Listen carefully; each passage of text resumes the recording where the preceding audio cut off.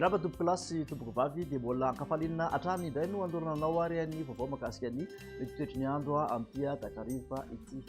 Ao anatin'ny 3 andro manaraka dia mbola hijanona ao anatin'ny volonandro fahavaratra isika saika manerana ny nosy aty amin'iny manodidina ny apatelon'ny avaratra ny nosy no saika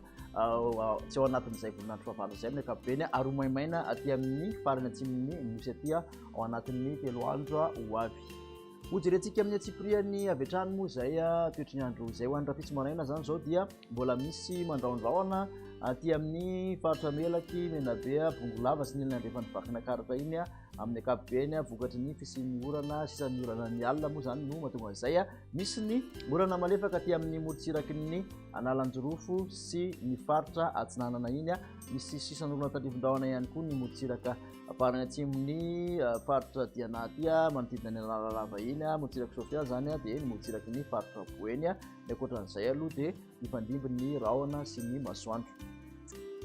Tolakandro kosa indray dia mitoetra zany ny oram-baratra araka ny fanambarantsika faritra maro manerana ny nosy na izany ara dia somary mbola maimaina aty amin'ny morotsiraka aty amin'ny morotsiraka andefana zany hoe manamorona morotsiraka zany no maina ho an'ny andefana sy ny atsimon'ny nosy iny. Toraka izany koa dia andraondraona ny faritra Savasy Analanjorofo ary ny ankoatr'izay araka ny nambarantsika dia oram-baratra.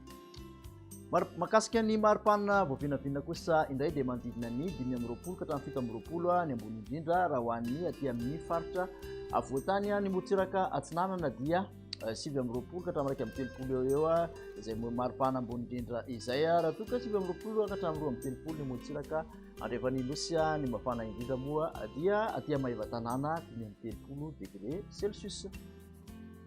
Toy ny toetry ny andro ihany ho an'ny zoma dia mbola mitoetra ny orana tandrifon-drahona misitokotoko oram-baratra misitokotoko amin'iny avoatany manontolo iny aty amin'ny morotsiraky ny atsimo andrefana sy Androy sy Menabe no maina ny andro toraka izany ihany koa aty avaratra dia ny faritra Boeny Betsiboka ary Sofia sy aty amin'ny Analanjorofo sy Atsinanana maina Sava maina aty amin'ny manodidina nosy Besamborano no misy tandrifon-drahona kely ho an'ny alina.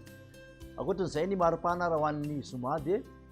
manodidina ny 520 ka hatramin'ny 720 hatrany ny ambony indrindra ho an'ny faritra avoatany morotsiraka Atsinanana dia 920 ka hatramin'ny 30, 720 ka hatramin'ny 230 ny morotsiraka andrefan'ny nosy ny mafana indrindra dia tsy miova fa dia Maivatanana hatrany aloha faritra Betsiboka mahatratra 530 degré Celsius.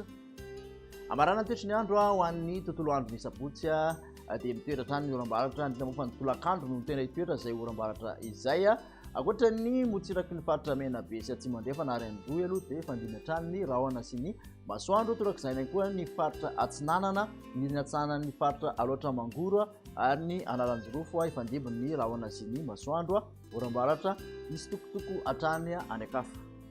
Ny maripana voavinavina ho an'ny sabotsy dia manodidina ny 920 ka hatramin'ny 720 ny aty amin'ny avoatany ny ambony indrindra any zany vao tena somary manevokevoka 920 ka hatramin'ny 230 ny morotsiraka Atsinanana sy 920 ka hatramin'ny 30 ny morotsiraka andrefany nosy sy ny mafana indrindra dia tsy miova fa dia Maivatanana 430 degré Celsius.